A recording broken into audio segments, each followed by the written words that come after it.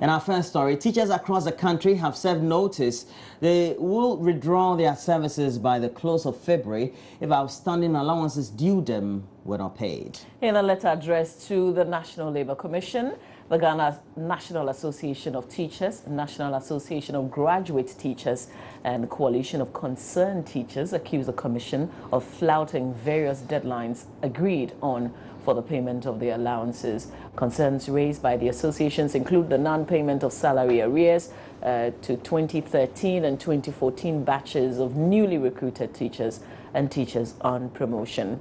The groups say if the concerns raised are not addressed by February 29 this year, all three teachers' unions shall be compelled to withdraw their services. We've got more on this particular story and a lot more analysis on my banner later on this morning. And so we're going to have in the studio N.S. Opoku is the president of the Coalition of Concerned Teachers Association of Ghana.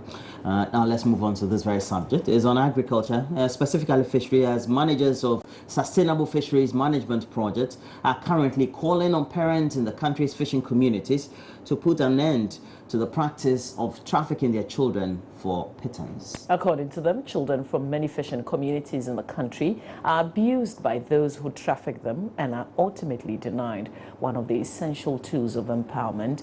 Speaking at an inauguration of some child protection committees in Cape Coast, communications specialist for the project, Patricia Nanaba Mensah, called for an all-hands-on-deck approach to putting an end to the practice. Richard Kojonyako has more.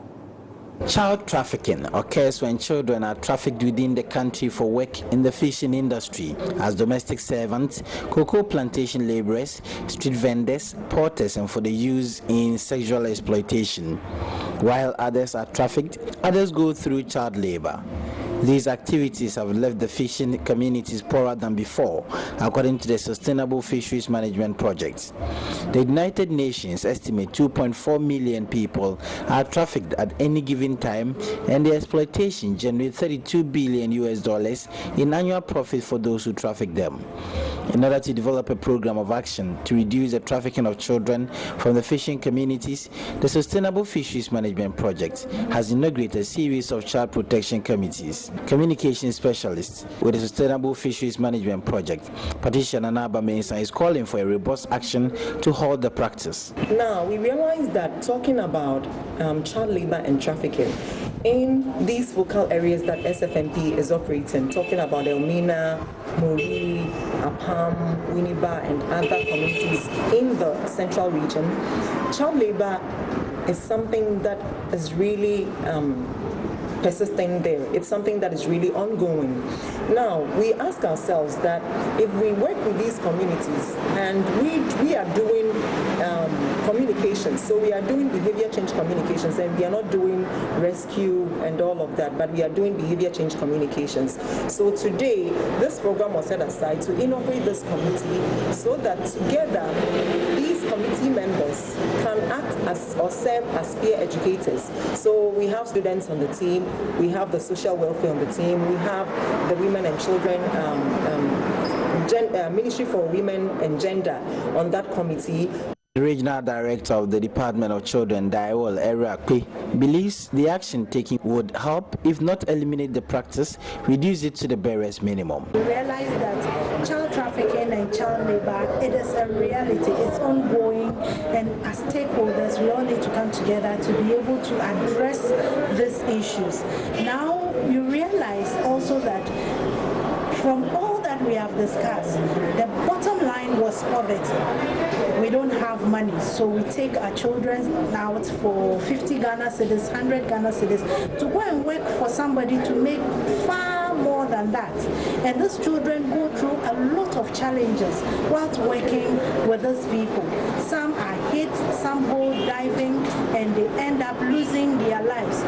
Some even get injured, and some die in the process. The USAID funded project is a 5-year project with the leading implementing partner being the Coastal Resources Center. Richard Kojonyako, Joy News, Cape Coast. We'll go to the Ashanti region, where the Regional Security Council has set up a committee to probe last week's violent clashes which left one person dead at Otafo in Kumasi. The fact-finding committee, among others, will seek to identify those who were involved in the disturbances between some youth and loyalists of the traditional authority over a piece of land. The committee will collate information and prepare inventory on property which were damaged for consideration in the payment of compensation to owners. Ashanti Regional Minister Peter Nefi Mensah visited leaders of a local branch of the Pentecost Church which was attacked during the riots. Ashanti Regional Chairman of the National Peace Council, Professor Seth Opunie-Siama, and National Deputy Chief Imam of the Al-Sunnah Wal Jamaa, Sheikh Kamil Muhammad Kamil, and members of the Muslim community were part of the delegation. Regional Chairman of the National Peace Council, Professor Opunie-Siama, urged the two sides to bury the hatchet. Head pastor of the Pentecost Church, Reverend Robert Sowani Annan, assured the Ashanti Regional Security Council of the church's commitment to coexist peacefully with other congregations. We want to assure them that there's no way going to retaliate to what happened, and that we pray that those who came here to destroy our things, our properties, will have a change of heart so that they will also give their lives to God. It's about time that people look for Jesus so that their lives will be better. Mahmoud Mohammed, Nuruddin's report. The Volta region recorded 36 fire outbreaks in January 2016, and this is in comparison to a figure of some 27 in 2015 and also 22 the year before. The situation, according to the Regional Fire Service Command, is one that calls for sensitization in order to protect lives and property. Here's Fred Kwame Asari's report. The region has witnessed rampant fire outbreaks in January due to the severity of the Harmattan. The Volta region recorded 36 fire incidents in January alone, 9 more than the figure for the same period last year. Due to the alarming increase of the outbreaks across the region, the Regional Fire Service Command saw it relevant to embark on a campaign to sensitize the public on fire safety and consequences of bushfire. The campaign had a successful tour all over the region and was climaxed with a fire safety campaign route march in the regional capital, Ho. The regional fire officer, Mausi Sapon, led the officers through the principal streets of Ho amid live band music, educating residents while sharing fire safety campaign stickers. The route march ended at the Ho Central Lorry Station, where drivers, passengers, and traders were educated on fire safety measures. However, the regional fire commander, Mausi Sapon, admonished the public to seek the services of qualified electricians when doing electric installations in their homes. Anytime there's a fire outbreak, individuals lose, the government loses, and then the whole region or the nation loses as well. So we are treating everybody to get on board. Those who like engaging pack electricians to do the work, especially in the market, we realize that this has been the cause of so many fires in our markets. So we are entreating you, if you have a problem with your electrical installations, you just get to the electricity corporation, contact them, or you get a qualified electrician to assist in that respect. We also realize that people cook in the market. After cooking, they just put on the fire anyhow. They don't make sure the fire is extinguished totally before they leave the place. They just pour a little water on it and then leave the place. The fire can reignite and then start up again. And it ends up burning a lot of people's things, which is not helping us as a nation or as a region. That notwithstanding, 2015 recorded a total of 121 fire outbreaks, as against 136 fire outbreaks in 2014. On education, more than 70% of students who stand for the Basic Education Certificate as well as the West Africa Senior School Certificate examinations failed in mathematics, a situation education officials in the Upper West region have described as worrying. The Upper West Region branch of the Mathematical Association of Ghana has expressed concern over the issue and says it will come up with ingenious ways to reverse the trend. Rafiq Salam has more in the following report from WA. Following the increasing cases of mass failure of mathematics recorded by candidates at the Basic Education Certificate and West Africa Senior High School Certificate examinations, the Upper West branch of the Mathematical Association of Ghana organized a one-day written quiz for some basic and senior high schools in the WA municipality. The aim of the exercise is to step up performance of the students in the impending BEC and WASSCE examinations.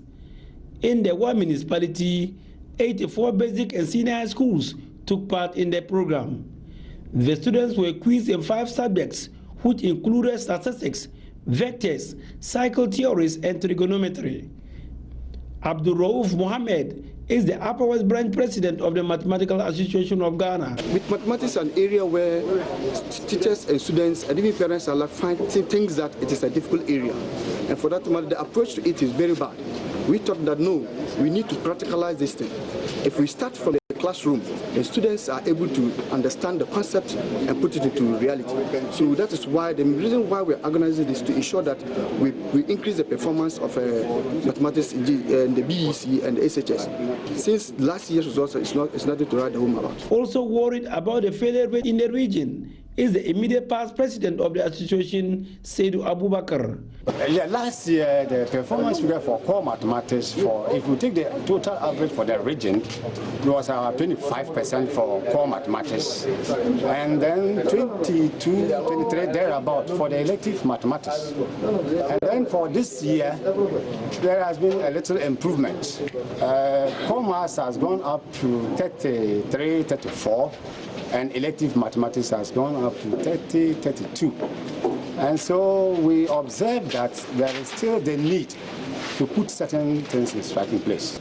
And that is, how do we address this problem of downward trend, the falling trend in the performance in our schools? A final year student of the WASSCE Senior High School, Ismail Kantong, who took part in the exercise, was very grateful to the organizers. Problems about mathematics, but now as this program is at hand, it will help us to motivate some of the students to pass the mathematics very hard.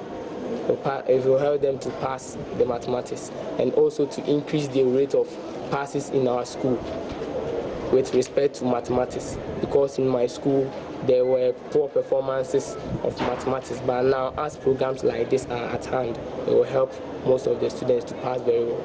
The next phase of the program would be a workshop which will be organized for all mathematics teachers in the region. Reporting for J News, Rafiq Salam. Okay, so Rafiq Salam's reports there.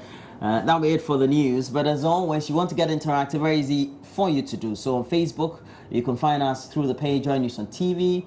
We've linked that very page to our Twitter handle at Join News on TV. Of course, you can also get us on WhatsApp on 0560 800,000. Do stay with us when we come back. Thankfully, we do have the newspapers today.